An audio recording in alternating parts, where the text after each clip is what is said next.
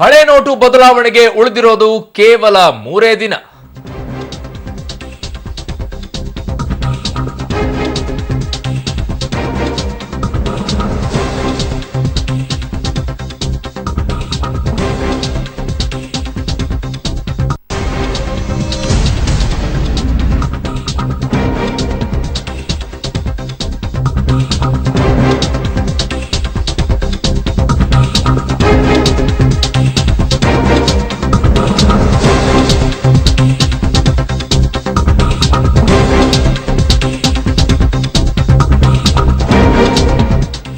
ಹಳೆ ನೋಟು ಬದಲಾವಣೆಗೆ ಉಳಿದಿರೋದು ಕೇವಲ 3 ದಿನ ಮಾತ್ರ. ಆರ್ಬಿಐ ಕಚೇರಿ ಮುಂದೆ ಜನರ ಸರತಿ ಸಾಲು ಇನ್ನೂ ಹೆಚ್ಚಾಗ್ತಾ ಇದೆ.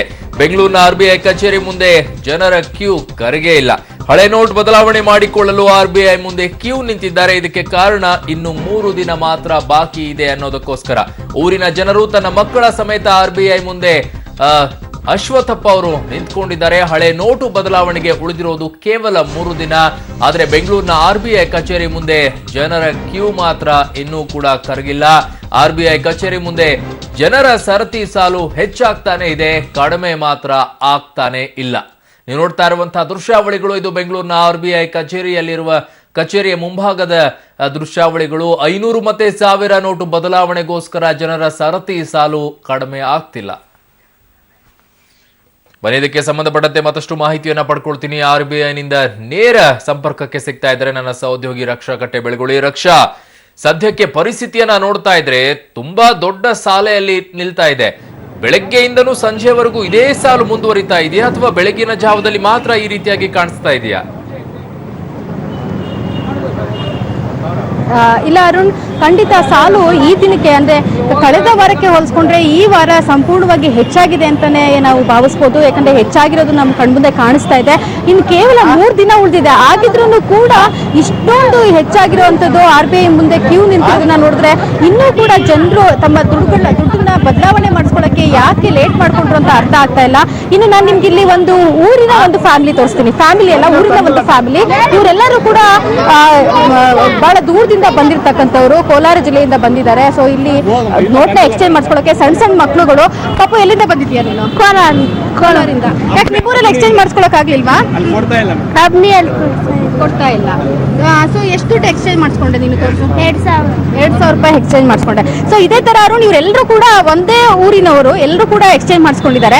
ಇವರೆಲ್ಲರಿಗೂ ಫಸ್ಟ್ ಬಂದ ತಕ್ಷಣ 2,000 ನೋಟ್ಗಳನ್ನ, ಅಂದ್ರೆ 1,000 ರೂಪಾಯಿಂದ 2 ನೋಟ್ಗಳನ್ನ ಇವ್ರು ಕೊಡ್ತಾ ಇದ್ರು ಅಶ್ವಥ್ ಅವರು.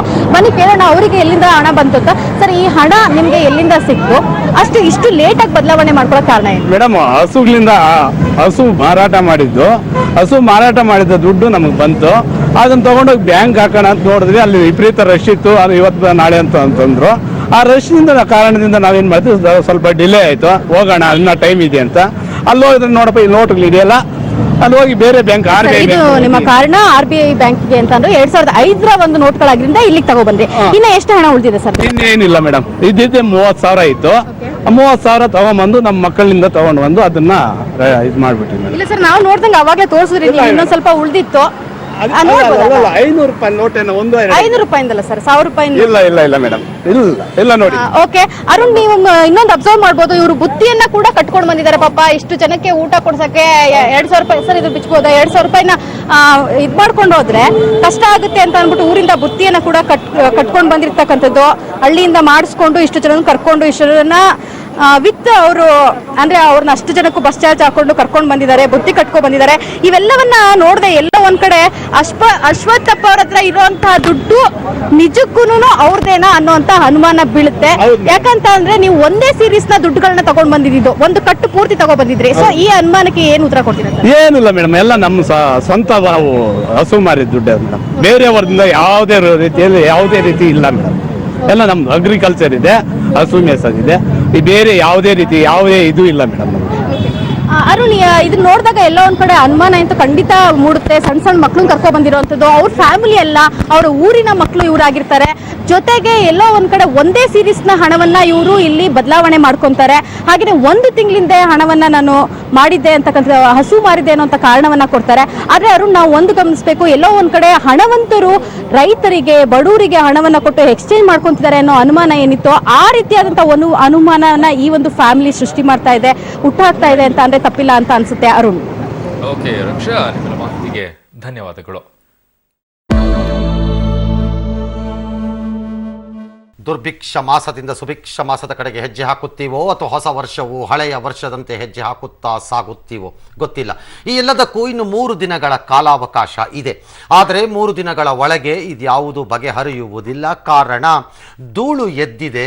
ಧೂಳು ಮತ್ತೆ ಬಂದು ಭೂಮಿಯ ಮೇಲೆ ಸೆಟಲ್ ಡೌನ್ ಆಗಕ್ಕೆ ನನ್ನ ಲೆಕ್ಕಾಚಾರದಲ್ಲಿ 30 ದಿನವಾದರೂ ಬೇಕೇ ಬೇಕು. ಪ್ರಥಮ ದರ್ಜೆ ಕ್ರಿಕೆಟ್ನಲ್ಲಿ ಗುಜರಾತ್ ಹುಡುಗ ವಿಶ್ವ ದಾಖಲೆಯನ್ನ ಬರೆದಿದ್ದಾನೆ. ಬರೋಬ್ಬರಿ 359 ರನ್ ಗಳಿಸಿದಂತ ಗುಜರಾತ್ನ ಸಮಿತ್ ಗೋಯಲ್ ಒಂದು ರೀತಿ ವಿಶ್ವ ದಾಖಲೆಯನ್ನ ಈಗ ಬರೆದಿರುವಂತದ್ದು. ಒಡಿಶಾ ವಿರುದ್ಧದ ರಣಜಿ ಪಂದ್ಯದಲ್ಲಿ ಸಮಿತ್ ಗೋಯಲ್ ದಾಖಲೆಯನ್ನ ಬರೆದಿಟ್ಟಿದ್ದಾನೆ.